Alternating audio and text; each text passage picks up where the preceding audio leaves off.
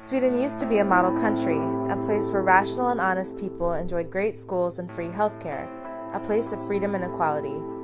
Now it's on its way to becoming another kind of model, a warning example of a suicidal immigration policy. Sweden, as you think of it, is soon but a memory. It's going to be another messy, inegalitarian surveillance state, perhaps even one of the worst.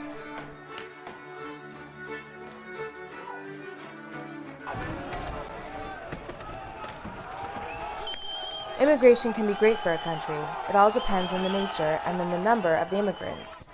First of all, the immigrants need to be willing and able to adapt to the way of the natives, and they need to be able to contribute economically.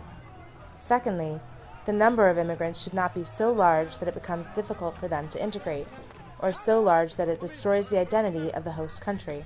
These are the two laws of good immigration. Sweden is violating both. The nature of the immigrants is such that they will not, as a group, benefit Sweden. They pose an existential threat both in terms of economy and in terms of values and identity. Most of them are poorly educated people from the Middle East and Africa. On top of that, many are Muslim. The number is staggering. Native Swedes will be a minority in their own country by 2045. Since a country is its people, Sweden has conclusively ceased to exist at that point. In violating the two laws of good immigration, Swedish immigration strategy can be seen as French or British in style. A. Group immigrants in ghettos outside the center of the cities. B. Make sure that they have no pressure to become Swedish by giving them the basic necessities of life. C. Encourage large families by generous benefits. D. Provide excuses on their behalf if they misbehave. No need to add on the details here. The British and the French now live in terror. The subway bombing, the decapitation in broad daylight of a British soldier, Charlie Hebdo, and the Paris attacks of November 2015. The results, in terms of people killed and raped and otherwise victimized due to non-European immigration, have been well known for decades. Even some politicians are becoming aware of them.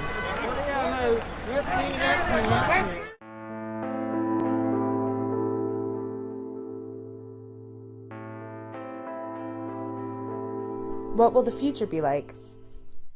Children are the future, and the future is, as said, one where natives born to native parents are becoming a minority by mid-century.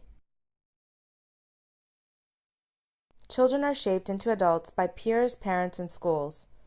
If their parents are not Swedish, there is no guarantee that they will assume a Swedish identity and respect Swedish values. Immigrants to Sweden are often not excited about throwing out their old identity and becoming Swedes. In fact, Swedes themselves strongly discourage the immigrants from accepting a traditional Swedish identity. Indeed, they even deny that there is such a thing as Swedish identity, or insofar as they think it exists, they ridicule it, because we are just people and all the same.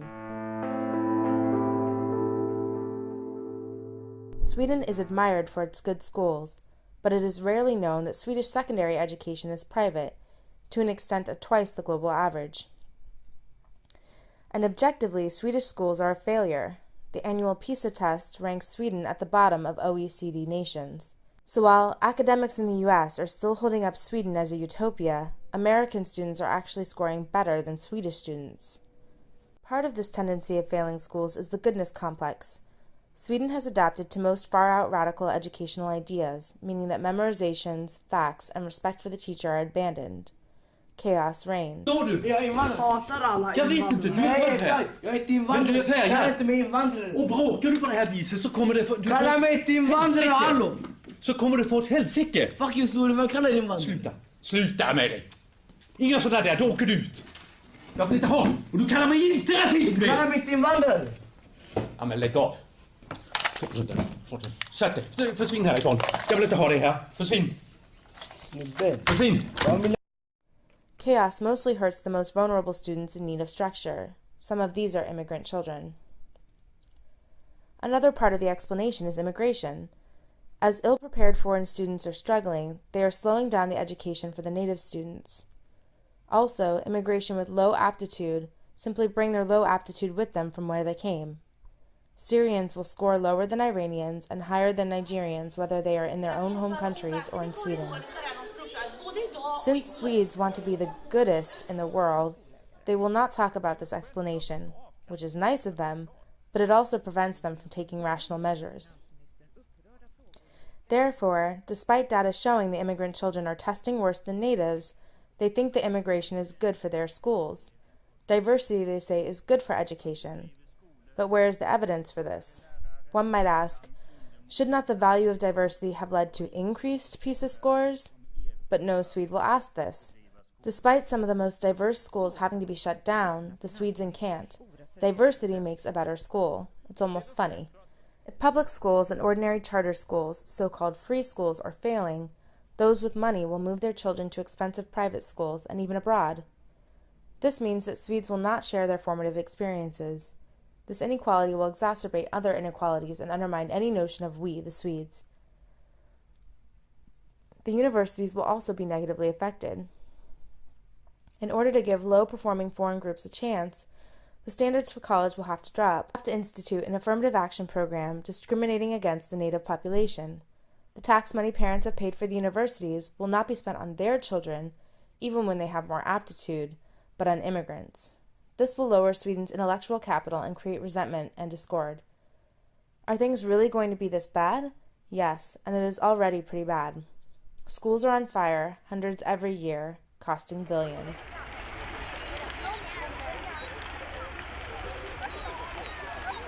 Det finns ingenting kvar nästan. Violence. There will be school shootings, lots of shootings in general. Since the model for immigration is what could be called French, we will see riots and cars burning. There have already been several. Then you will have some terrorist attacks by angry young Muslim men.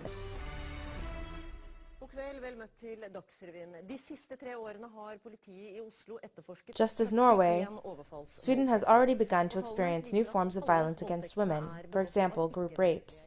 Recently, a girl was gang raped by some Somali men. She later killed herself.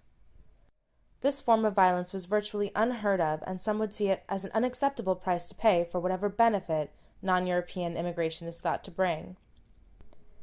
Things will get much worse for women, as both their safety and their rights will be threatened by reactionary immigrants. As we have seen, the French model of allowing immigrants to form parallel societies means that worlds can avoid colliding for a while. Medieval views on women can therefore coexist with extravagant feminism.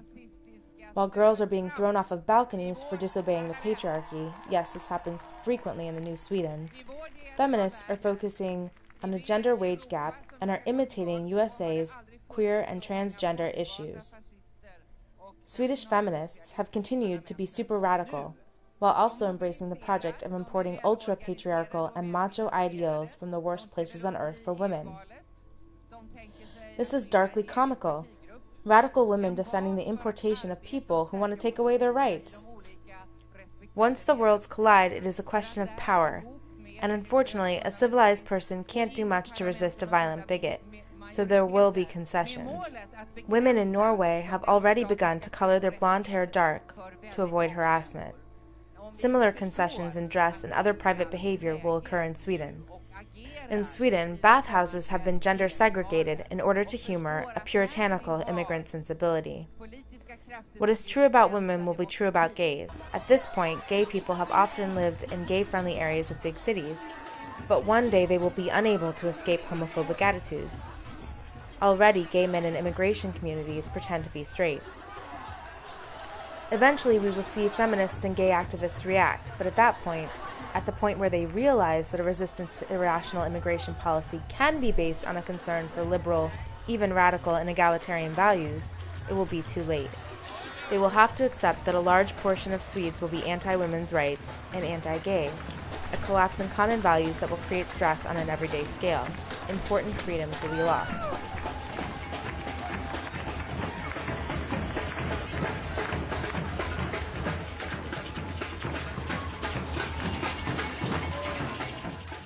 An indication of intolerant times to come are the Swedish Jews. Half of all the Jews of Malmö, Sweden's most diverse city, a canary in the multicultural mine, have fled the city. They no longer feel safe. The culprits are not stupid neo-Nazis of the old type, but of the new, equally insipid and bigoted Islamo-Nazi type. The bigotry against Jews has been largely ignored. The mayor of Malmö blames Zionists. a perfect example of finding excuses for bad behavior that sets a dangerous precedent.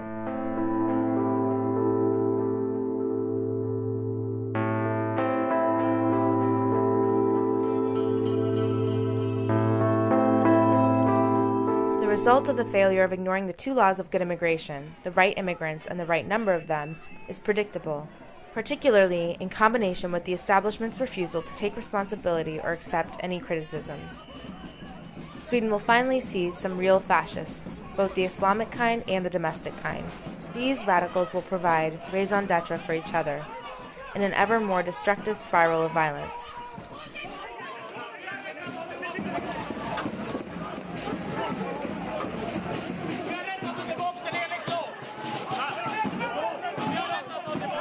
Domestic terrorists will appear, a Swedish Breivik in the making. And so security will be tightened, cameras in schools and trains everywhere. As this is a practical matter, Swedes will excel. The police will have increased number and powers. The wealthy will buy security from private firms. There will then be a gun debate similar to the one in the US. Freedoms will have to be taken away from a people where too many are not to be trusted. A people without virtue cannot have rights.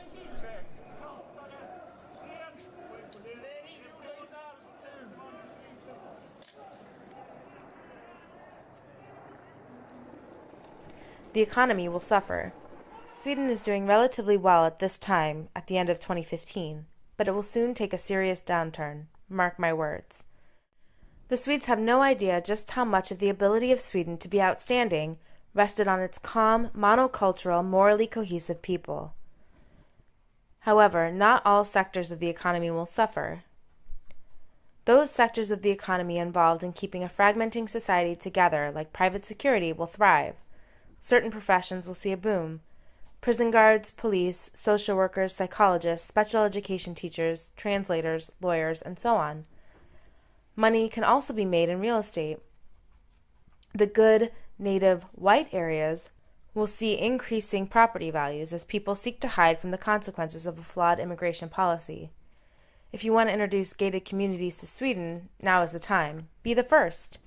For a country priding itself on the allemansrätt, every man's right to walk through larger properties, once this happens, the spirit of this country is dead.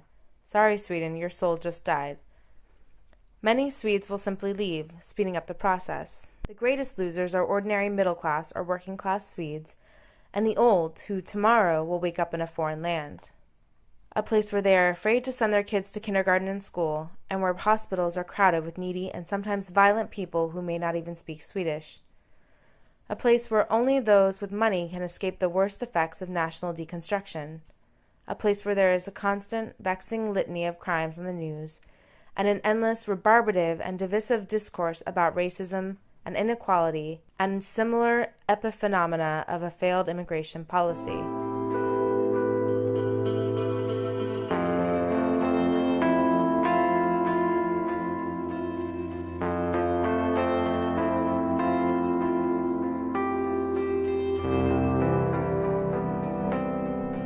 Why do Swedes want to expose themselves and their children to these certain evils? Without this type of immigration, there would be no terrorist threat in Sweden, and none of the attendant distrust and police state surveillance. There would be no gang rapes. There would be no burning schools, no riots, no hand grenades exploding in the streets. There would be no deep and widespread inequality and alienation. There would be no high-strung PC police and thought crimes, and no sizable left-wing and right-wing extremism. There would be no endless, repetitive, obfuscatory, and boring public and private discourse on how to deal with immigration-related worries. So why? Why do Swedes voluntarily and unnecessarily invite into their country all the troubles that they have so far escaped? Why exchange peace and prosperity for fear and inequality? There are 5 main reasons. First, there has been peace and prosperity for as long as Swedes can remember. This means that they take order for granted. They think peace and cohesion is normal. They don't understand that their trustful and open society is rare, and that it is dependent on a population that share values and goals to a large enough extent that they can collaborate peacefully. Swedes, taking order for granted, insouciantly seek to remove the common grounds that make their free, equal, and orderly society function. They have abandoned religion and nationalism and are now mostly held together by the fact that most Swedes are decent, rational, nice, and good rule followers.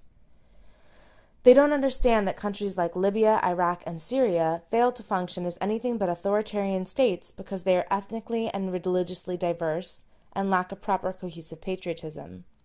Swedes are voluntarily creating a similar fragile and hard-to-govern society, having no idea about the immense value of their hard-won moral and national homogeneity. This is ignorance. Second, they are rationalistic in their worldview. Nations, religions, and races are all just silly old irrational notions. This is fine. There's even truth in it, but Swedes at the same time believe that everyone is the same as they are. Everyone is equal. Everyone simply wants to get a good job. The Swedes, in effect, think that they are the measure of all man. If someone is begging, or a criminal, or a radical, or violent, then this, the Swedes think, is a form of illness that they can't be held responsible for. They really aren't like that. They're just like us. They just need a hug. It's a form of naivete. They believe that just because their secular liberal democracy is the most rational, it will also be accepted by all in due time. As if barbarians did not overrun Rome and Spartans didn't defeat the Athenians, events the Swedes know literally nothing about. Third, the goodness complex. Having failed to defeat Hitler in the Second World War, now they want to be the best at fighting evil and being good. Good in the most radical way possible. They take in more refugees per million inhabitants than any other country in the world. In their mind, they are a humanitarian superpower. This might seem laughable from a non-Swedish point of view, since it suggests that Sweden, a country of 9 million, can heal the world by letting in some troubled peoples, when there are billions upon billions of troubled people in the world. Clearly, Sweden can do its modest share of good by being a functioning country, a model that other people can learn from to improve themselves. And Sweden can help by having an educated population traveling out in the world to help, like many Swedish missionaries do, and by having great inventors and research institutions and businesses that greatly benefit mankind. Indeed, Sweden can clearly help many times more people by helping these people where they are, rather than helping a few by bringing them to Sweden. But none of this matters. This is not about reason. It's about being a humanitarian superhero. It's naivete. It is also hubris, a goodness complex squared with a superiority complex. All other countries have experienced social problems with immigrants, but Swedes think that they are so morally superior that these problems cannot touch them. Which brings us to, fourth, Swedes are post-Christian, both in the sense of being overtly anti-religious, but at the same time profoundly in the grip of a Christian ethics. Like good Christians, they are diffident about acting in self-interest. Sacrificing yourself to serve others is the highest moral good. Everyone is equal in the eyes of God becomes in the secular expression a complete internationalism and the denial of any national borders. The sacrifice of Christ becomes the idea that even if Swedes are harmed in the process, we must help the weak. The original sin becomes the idea that having a rich country means that they have sinned somewhere, a guilt complex that can be cleansed by taking on all the troubles of the world. Christianity and post-Christianity in Sweden, in spite of what they think, is one of the best things about Sweden, but it is a liability when applied to immigration policy. Christians in Sweden are some of the most pro-immigration because they want to help. Their motive is so pure and their view of the immigrants so idealized that all dangerous consequences are denied any weight.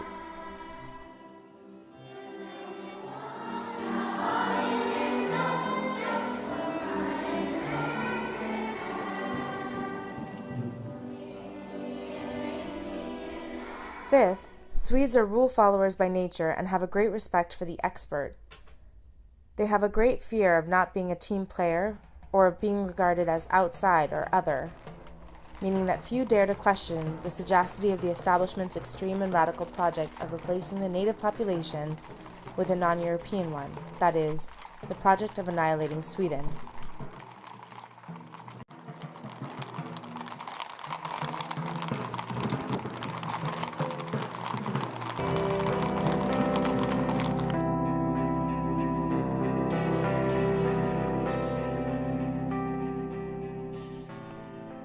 Is there any hope? No, there is no hope. Even when the negative effects are in full effect, Swedes will blame themselves and act like Christians sacrificing themselves.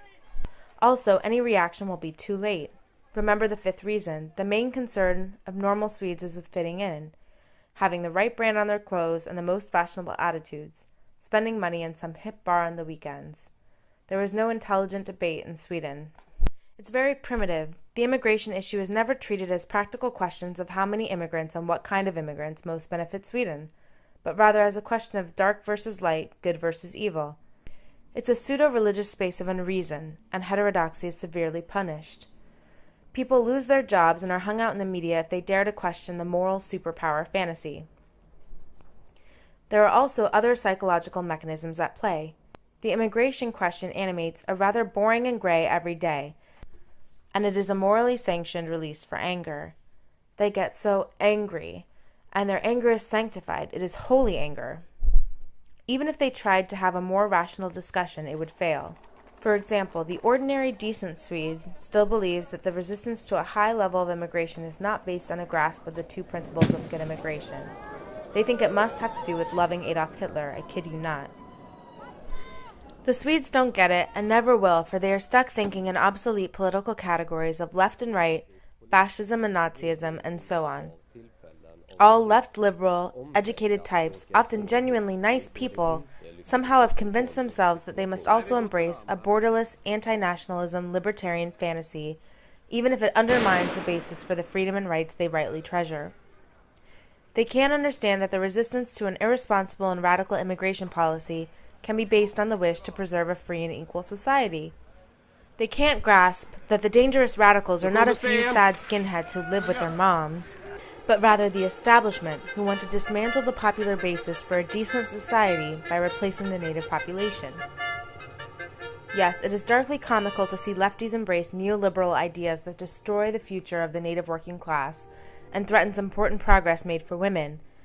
As I said, this is not at all a left versus right issue. The left and right have colluded in this national suicide. Let me explain. First, there is no conservative party in Sweden. The parties calling themselves right-wing are really radicals wanting to destroy tradition and communal values in the name of free markets. They are neoliberals, individualists, and anti-nationalists. The egalitarian welfare state symbolic of Sweden is their target. They want change, not preservation of values. During the time the right, Moderaterna, governed, immigration exploded.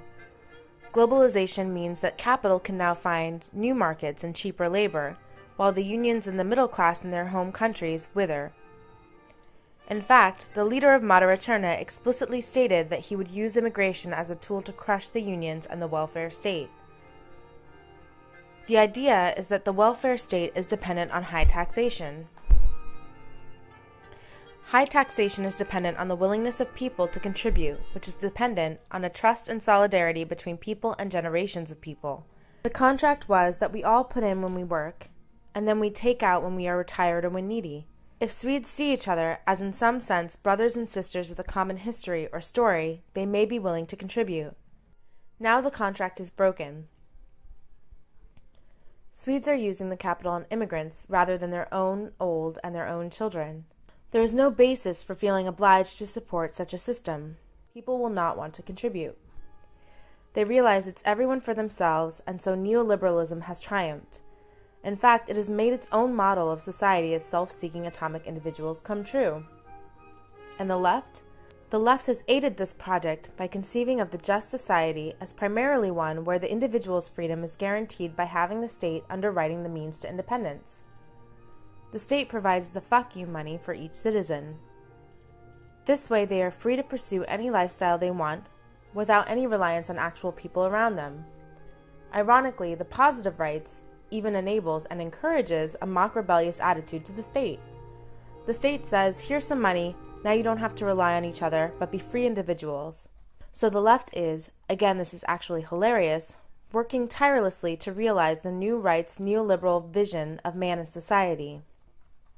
They also support a globalization that will crush their unions by outsourcing abroad and cheap imported labor in the white, gray, and black sectors at home.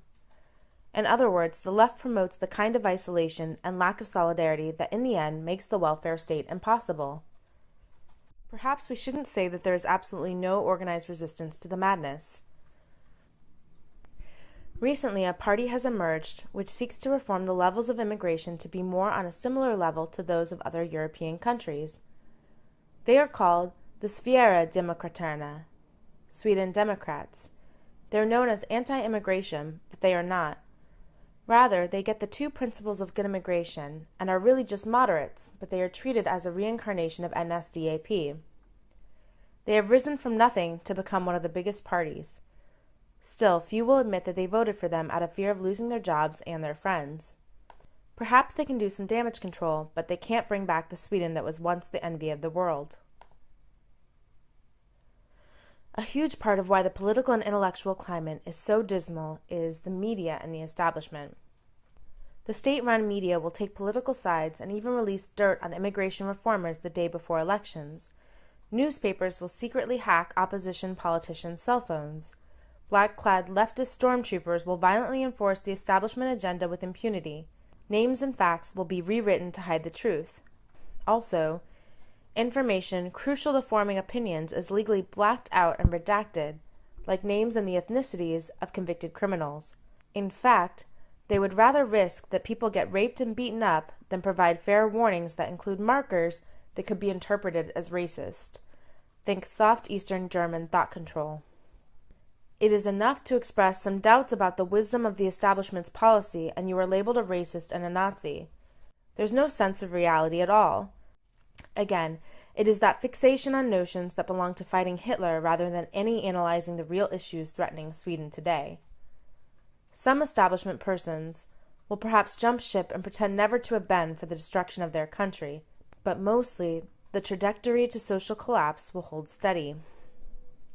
Journalists will double down on their failures and blame every bad thing that happens not on immigration policy, but on an ever more cartoonish, mostly imagined extreme right wing, and no objective assessment will ever be approached.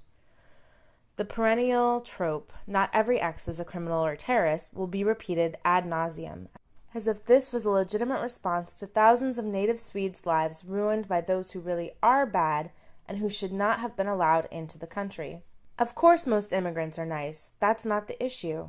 The issue is, what happens when a small monoculture society lets in large numbers of people who do not share their experiences and values? And the answer is, it destroys itself. But in any case, this was an explanation for some terrible event that you've recently heard about. It's not a political call to action because at this point there is nothing to be done. Sweden is now a model country, a model of how to destroy the foundations for peace, equality, and prosperity. The Sweden that acted as utopia is no more.